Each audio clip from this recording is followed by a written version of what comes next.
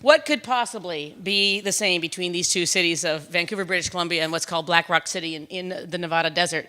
There's about 86,000 people who live in the shot up here on the left of Vancouver, and about 70,000 who live in the desert. They have mountainous backgrounds, they're beautiful, they have a grid, and there's more in common than you might have thought. For instance, we have policies and principles. There are major policies here in the city: engaged city, greenest city, heritage. We have affordability and healthy, and the 10 principles: radical inclusion, radical self-reliance, radical self-expression. But we also have civic responsibility, leave no trace, participation, immediacy, and gifting. Those may not seem much like they have anything in common, but you'd be surprised, and the pictures are coming up now. Let's start with zoning and planning. You choose the kind of neighborhood you want to live in. In Vancouver, there's a zoning map. I live at 6 in Arbutus. It's close to downtown, not too loud, not too suburban. In Black Rock City, in that particular year, my address was 735 in Darjeeling. Don't ask.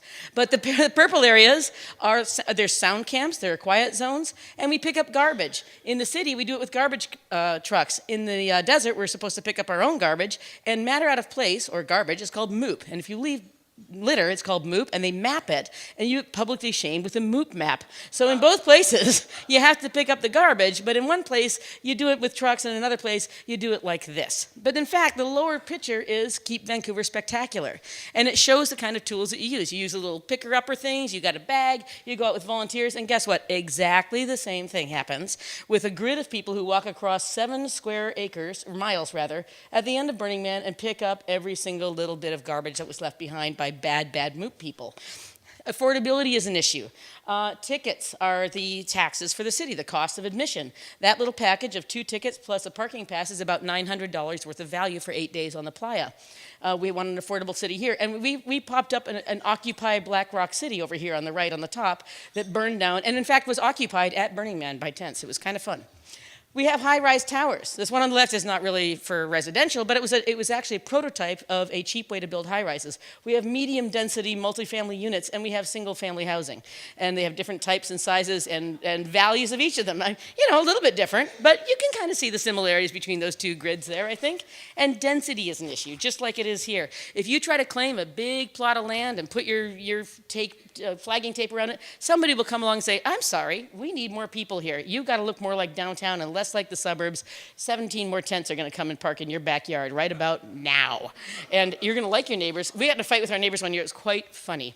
We have traffic. That's the lineup to get in and out of Black Rock City. The two traffics, that's traffic in Black Rock City, that's traffic in downtown Vancouver. They look remarkably similar. However, with head-on collisions, you're unlikely in the city of Vancouver to see a scorpion and a giant praying mantis have a head-on accident, which does in fact happen in the desert. So slightly different traffic things, but some similarities. So how do you get around Black Rock City? You get around with a variety of vehicles with different speeds and different needs, just like you do in the city of Vancouver. It might be a front porch or a flaming octopus. You don't know. It might be what's in the middle, which is public transportation. Vote yes, where you have a large rave vehicle that travels around all night long and takes you wherever you want to go. You have bikes. Bike routes look the same, don't they? Pedestrians are in the way on both of them. Bottom left, that is bike share, and it's a picture about the dangers of bike share, and it's a joke about how you get herpes from the seats, so please wear pants when taking your bike share out. And kind of like the helmet fears here, and then you have bike parking at major events. So the issues are really very similar between these two cities. You have your iconic landmarks, the library and the stadiums, but you also have Trojan Horse and Bliss and Big Rig Jig, and what I love, the icon of icons, Ego. It's kind of all about that, isn't it? These big landmarks. Ego is always prominent. There's other landmarks and wayfinding you find in the desert. For instance, you might have Science World or the bird statues here in Vancouver. You might have Embrace, which has a heart inside of it, which was made in Vancouver and came back to Vancouver for a local placement somewhere. And a Black Rock City sign up there, Fabulous Sin City. You are here. See, landmarks, wayfinding. It's important in any city you go to. You just never know how to get around. There's a problem at Black Rock City, though. Our landmarks tend to burn down or move. They don't really stay place. So you get these beautiful things, you come in the next day and they're not there. And the street signs have been stolen because they're cool and everybody wants to take one home. And so I was part of a project one year that did street lights that were weird and funky, and you didn't have names on them. You just had to put them all over the place in the city and then try to find your way home with them once all the landmarks had disappeared and you were lost forever. Emergency preparedness. We have dust storms. They blow over the porta potties. That's actually a piece of art.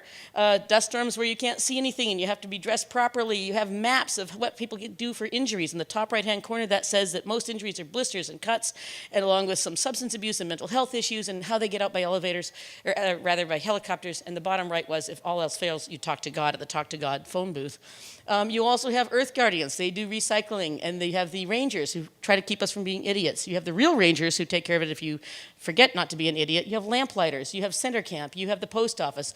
There are other ones like Playa Info. There are radio stations. There are newspapers. You can get married, top left corner. Real wedding, friends of mine, in front of a house which happens to be a steampunk house which moves all the time. You have signage, don't kill yourself with the voltage. You have Starbucks with no coffee. And these three girls are trying to decide whether they need advice. I think they decided they didn't. They may have been wrong. They're pondering going to the advice booth in the distance there. It's a global city. New Orleans, Ireland. That's either Korea or an LA sound stage with MASH there. The Japanese temple, it's actually a bar, cowboy bar, and the ashram with its bike valet parking. These are cities from all over the world that are represented there. They bring their home culture to Burning Man, and they also bring Burning Man home with regional events year-round. You have great public spaces. Pick Nurbia, that's Robson Square. On the top right, that is Center Camp. Kind of look the same. You put a place to sit, people will be there. They have to work at night as well as at day. You can have destination places, and you can have your local spots. The lower left-hand corner is what it looks like when the man burns. That is the biggest public realm I've ever been engaged in. And then you have your home. You have your front porch. That's my front porch in my camp last year. I don't know why there's a deer head and fish there, but they're there. You want to be welcoming to your neighbors. You want to meet your neighbors. You might want to go to church, except the church might burn the next day. You never know. So that's the church burning the next day.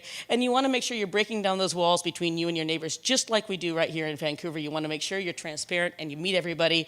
And if you're out there in the middle of nowhere and you feel alone, look around in the dust storm. You might find someone. That's me and my friend Vicky, and that's our bikes, probably 5-year different photos. And everybody who makes your city a better place, everybody who kicks in and makes it a community is a superhero, whether you're on the playa or right here in downtown Vancouver. They're not that different after all. Thank you very much.